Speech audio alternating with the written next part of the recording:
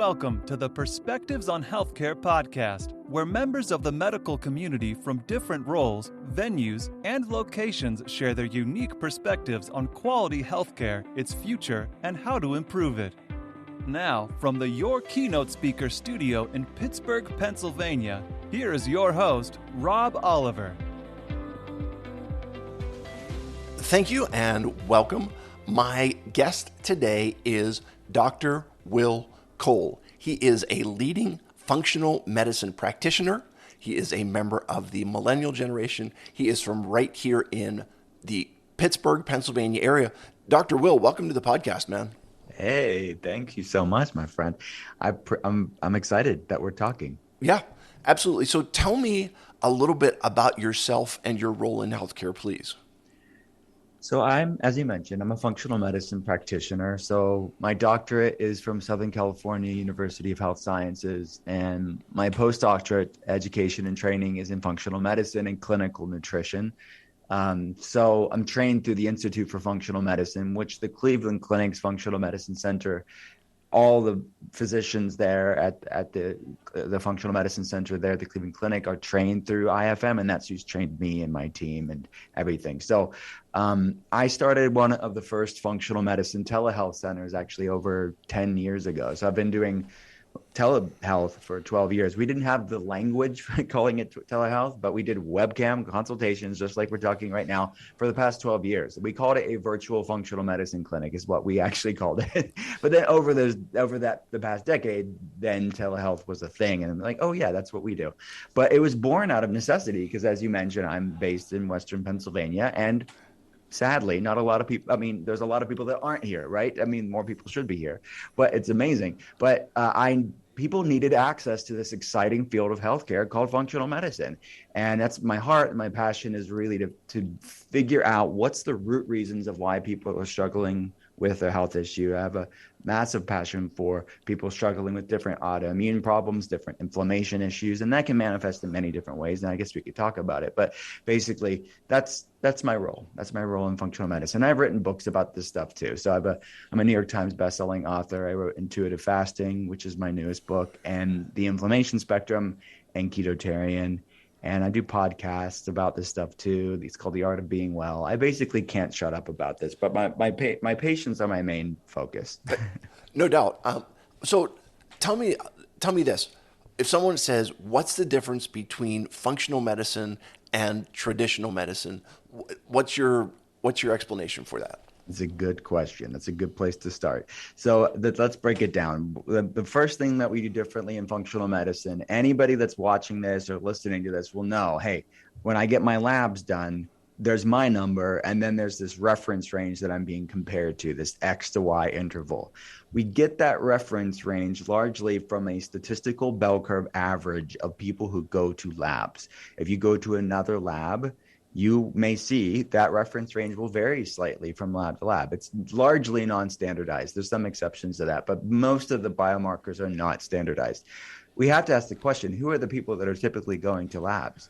There are people that are sadly people with health problems. So there's a lot of people that know their body. They intuitively know something's not right. So think like people with fatigue or hormonal problems or digestive problems or different brain health issues like anxiety, depression, brain fog, these type of people, many people within the autoimmune space too, or people have trouble losing weight or hair loss. I could go on and on. They go that impetus is like, okay, something's not right here. And they go to their doctor and the doctor runs the basic labs, and the labs for many people come back quote unquote normal or pretty unremarkable. And the doctor says, hey, like there's nothing wrong here. Maybe you're just getting older. Maybe you're just depressed. Take this antidepressant. Maybe you're just stressed out. Maybe you're just a new mom. Many new moms are told that. I mean, what they're unintentionally telling their patient is you're a lot like the other people with health problems that we're comparing you to. And just because something's common doesn't necessarily mean it's normal. And ubiquity doesn't equate with normalcy. And we need to stop comparing. And I should say this, that comparing yourself to people with health problems is no way for you to find out why the heck you feel the way that you do. So in functional medicine, we're looking at optimal, not average. And And so that's a thinner range, a tighter interval of numbers within that larger reference range. That's the functional range. That's where we get our name in functional medicine. Where is your body functioning the best? Where does optimal wellness reside? And let's get you there if you aren't. So we're looking at the spectrum between health and health problems. That's why my second book is called The Inflammation Spectrum. Because by the time somebody's diagnosed with a health problem, researchers estimate that it's about 4 to 10 years prior to that health problem. And you're talking about chronic health problems like metabolic issues, diabetes, and people that are struggling with autoimmune problems and other chronic problems. It's about 4 to 10 years prior to that diagnosis when things were brewing on this inflammation spectrum. So we're looking at the gradient, the continuum between health and health problems, so we can catch the gray areas and get answers for people. And we realize that we want to look at the root reasons of why people are sick. So we're running more comprehensive labs to be thorough, because ultimately nobody is sick from a medication deficiency. Medications are needed sometimes. You're not going to like Lipitor yourself into health one day or like antidepressant yourself into health one day. They are needed. No, I'm not anti-medication. Nobody in functional medicine is anti-medication. We just ask the question, let's be judicious. Let's be nonpartisan, and let's ask the question, what is your most effective option that causes you the least amount of side effects? And for some people, it's the medication and they need to be on it. And many people are alive because of medications. But medications oftentimes for many people, especially people with chronic health problems, medications don't fit that criteria. So we want to find out why you have the problem in the first place. And maybe the medications are needed for a season, but let's figure out why you have the problem in the first place. So looking at underlying gut health problems and chronic infections and hormonal imbalances or nutrient deficiencies or different metabolic issues or trauma from our past that need to be dealt with, that's keeping the body in this inflamed, sympathetic, fight or flight, stressed state. So we're using data, but we're looking at the root reasons. And then we realize we're all created differently, and there's not going to be a cookie cutter approach to getting healthy. And that's bio-individuality, and that's really the heart of functional medicine. So that's in short what functional medicine is. But I love it. I'm if you can tell, I could talk about this stuff too much. So I will shut up now. No, I just from the sarcasm perspective, like I wish that you actually had some energy to go with your with your thought process. Okay, so tell me, what does quality healthcare mean to you? Well, quality healthcare begins with holding space for people. Quality healthcare begins with listening more than speaking. Quality healthcare begins with removing the God complex and really just being human to human, like what's going on here. That's the beginning of it, is that you have to get out of your own way. And you cannot, if I hung my hat on one way of doing things for everybody, I'd be proven wrong all throughout the day. There's some low-hanging fruits, right? But to say and put everybody in a box and say, this is your box and this is what you do. And if you don't do this, like that's your fault. Like that fault, many people fall through the cracks of that cookie cutter, one size fits all approach. And good healthcare begins with listening, holding space for somebody, being thorough, being inquisitive, being curious, and really giving them the thoughtfulness that they need. And the problem is, even traditionally trained physicians, which most of my colleagues within functional medicine are traditionally trained medical doctors, they are stuck in a box. The physicians are stuck in a box because they're given X amount of time to spend with the patient, and they're not even given the time. It's the environment in which the system set up isn't even set up for this type of care, which is a shame, which many of physicians have to go outside of the standard model of care and be in private practice to actually do the due diligence that's required for health problems that we're facing as a society. If you look at the researchers recent studies show that upwards of 50% of the United States is struggling with metabolic issues. They're somewhere on that insulin resistance spectrum. They have prediabetes or type 2 diabetes or metabolic syndrome, some form of insulin resistance in their body. And autoimmune conditions, 50 million Americans have autoimmune conditions. And then you look at the brain health problems like anxiety and depression. And we need to to stop treating mental health separate from physical health. Mental health is physical health. Our brain is part of our body just as much as our stomach or our pancreas is or whatever else. So good healthcare begins with taking a fresh look at at the person that you're consulting with and saying, how can I be of service to you and what's going on here? And be a clinical Sherlock Holmes to figure out what's going on here and not be stuck in a box. Don't put yourself in a box as a clinician.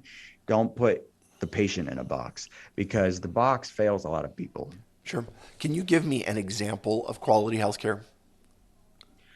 Well, I mean, my real authentic answer, which is going to seem self-promoting, is functional medicine. I really do feel like functional medicine is that's why our tagline for the past 12 years has been the future of healthcare, the future of natural healthcare, because it's really applying the exciting science in the scientific literature. You look at the studies that are coming out of JAMA and the clinical nutrition journals and all the exciting Nature. I mean, I could go on and on about the really cool science applying lifestyle medicine basically into people's lives. It's very cool. The problem is what's coming out of the scientific literature, that it's going to take long time, decade plus, to really trickle down, just even slightly diffuse into the conventional setting. Because the problem is there's amazing science, but then there's this gap between science and training.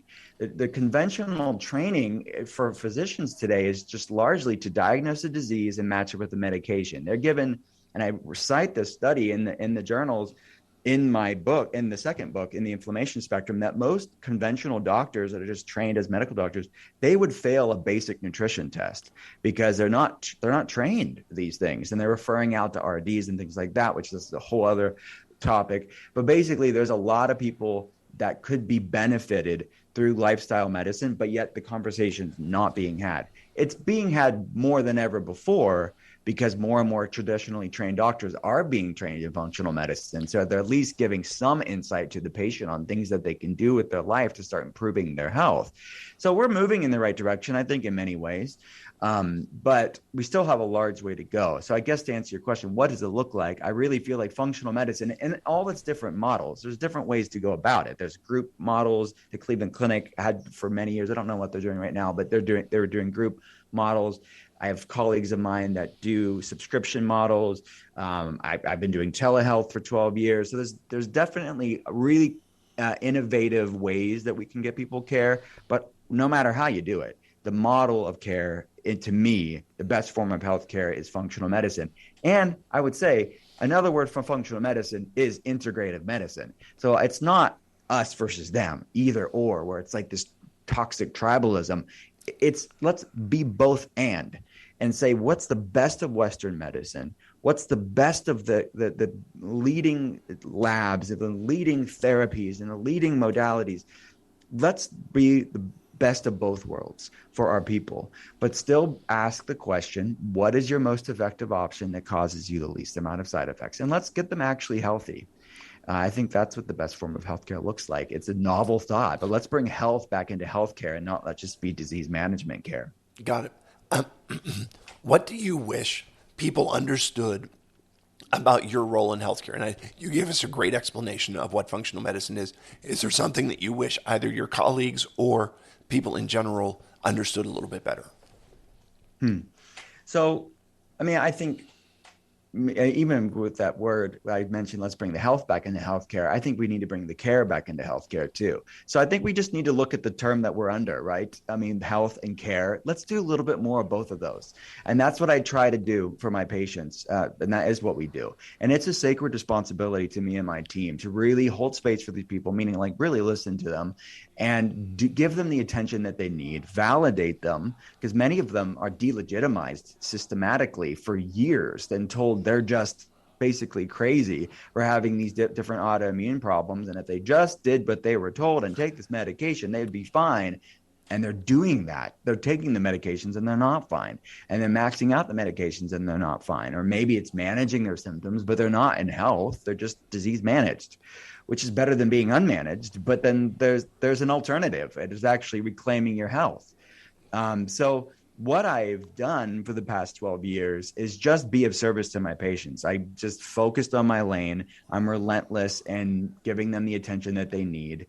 And occasionally I come up for air and talk on podcasts like this about this stuff. But it really is just a very much an immersive experience that's needed, because there is, and I'm just a very small tip of the iceberg of what needs to happen, because I'm talking about individual people's lives and improving their health. And maybe that's the way it needs to be, is sort of a grassroots effort. If enough physicians say enough is enough, let's get out of our own tribal war and say, let's be of service to people instead of be of service to some indoctrination that we have, but really be okay with learning and be okay with evolving, be okay with pivoting and saying, just when you know better, you do better, I guess is the Maya Angelou quote, is just saying, let's learn and get our ego out of the way, is I guess what I'm trying to do for healthcare, at least when I'm talking about it, I guess, on podcasts like this. Yep. So it's interesting. I love what you're saying about getting the health back into healthcare, getting the care back into healthcare. I've got a presentation coming up next week, and it's called Health Patient Care. And the reason is to put the patient back in the center of healthcare. So I think there's a three-legged stool there, that it's got to be about 100%. Health, it's got to be about care, but it's also got to be about the patient. What excites you about the future of healthcare? I think that a lot has changed. I mean, I've been doing telehealth for 12 years, right? So I get to talk to people all around the world, all different types of people, socioeconomic backgrounds, different jobs, professions, education bases. It's really cool to see the democratization, I think, of health information. And honestly, if you look at 12 years ago, I've seen the space. There was not the level of podcasts that were happening back then. There wasn't the level of YouTube stuff back then. There wasn't the level of articles, and sort of the blogosphere was very early then. So the voices have grown. And I think that more and more people are getting information that otherwise, if you think of like a couple just not that long ago, that it was like, if it wasn't on the 5 o'clock news, like they really, or reading the newspaper, there really wasn't going to be any information in that specific narrative, which I guess is what makes it controversial, because democratization of information can be threatening to certain industries. But I think it's a good thing. Let's have an open forum of thought and ideas. And it doesn't mean that all the thoughts and ideas are going to be right for you. And they're not going to all be good ideas. But I just think that we need to be curious and be thoughtful to have agency over our health. And that's really what I want. That's what I'm excited about, is just more and more people having the freedom to choose what's right for them, and not being threatened, again, with this either or sort of duality. It should be both and. Let's pick the best of both worlds, of all worlds, that work for us. And we all should be on the same team of saying, like, what's going to move the needle for this person in a positive way? It should all be positive, really. So that's how I'm seeing this, is like the 12 years ago, it was radical to say some of the things that we say now, like we would get calls from people saying like, how dare you say type 2 diabetes could be reversed? And now it's like common knowledge. You have mainstream institutes that are saying like, okay, like look at the foods you're eating to decrease the need for, to reverse type 2 diabetes in most cases. So that's just 12 years with diabetes, let alone what has to happen with autoimmunity and different brain health problems. So there's a lot of physicians that are doing really cool things. I just think more and more conversations need to happen, just like we're having right now. So that's what I'm excited about. Over the next 12 years or so, we can do even better. Yeah, it's interesting because you're so right in this, that, 30 years ago, it was basically, if you had an issue, you would go to the doctor because they're the ones that have all the knowledge. Now, I encourage patients, go do the research yourself, so that when you're engaged in a conversation with the doctor, you have an understanding of what's going on, and you can do some self-advocacy, because it's not like you're going, as you mentioned earlier, you're not going to the all-knowing, all-powerful deity person that's got everything, all the answers to everything. But when you do your own research, you come up with some answers. Listen, our last question is this. What is one thing medical professionals can start doing today to improve the quality of healthcare? I mean, talk about food, which comes to mind. I mean, there's a lot of things. I think bringing the care and the health back in, this is part of it. Talk about food. Every food we eat either feeds inflammation or fights it. There's no Switzerland meal. There's no neutral food that's like doing nothing for your physiology. And when you look at the top health problems in our society today, you look at type 2 diabetes and that whole spectrum, metabolic syndrome, and the problems that aggravates, right? I mean, it doubles your risk for heart attack and stroke. It does a lot of other things too, right? So metabolic syndrome, you talk about heart attack and stroke, you look at many types of cancers, you look at autoimmune conditions and brain health problems. You think of all the millions and millions of people that have that. Food is a massive modulator and an improver, at least, the very least, a piece of the puzzle. At the most, it is the difference between life or death. For people. So if you can't have a conversation about food when we know food is such a massive part of lifestyle metabolic problems, inflammatory problems, like you can't even get somebody healthy without talking about food. So that is, and I'm not saying you have to be an expert at it. That's what we're here for in functional medicine, but at least open up the eyes of your patient a little bit and say, hey, look into this. Like you said, like, hey, look into this. Maybe there's a book, like check this book out. I don't know that much about it. Like, check this book out, read it up, read it. Cause I've been hearing good things about it.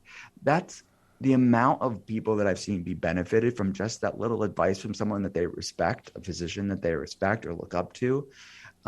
It's powerful, and you don't have to have all the answers. You just need to point them in the right direction. You know, I think that's really an interesting way to close up our conversation, to remind medical professionals, you don't have to have all of the answers. It's okay to refer. It's okay to share. It's okay to, make the connections for the patients, because at the end of the day, it's ultimately not about your ego and saying like, I am the repository of all information on this particular topic. It's about what do we do that works best for the patient to get them where they need to be. So that, and I think this goes back to what you said at the beginning. We're not looking to get people back to just being normal. You're looking to get people living their optimal life, which is phenomenal. Listen, Dr. Will, thank you so much for joining me today. I appreciate your willingness to share. I appreciate your passion, and I respect your perspective on healthcare. Thanks for listening to Perspectives on Healthcare. Visit perspectivesonhealthcare.com to learn more about Rob Oliver or to subscribe so you never miss an episode. If this podcast was valuable, we'd appreciate a review on iTunes. Or if you tell a friend or coworker about the show, that would be helpful too. Join us again next time for more Perspectives on Healthcare.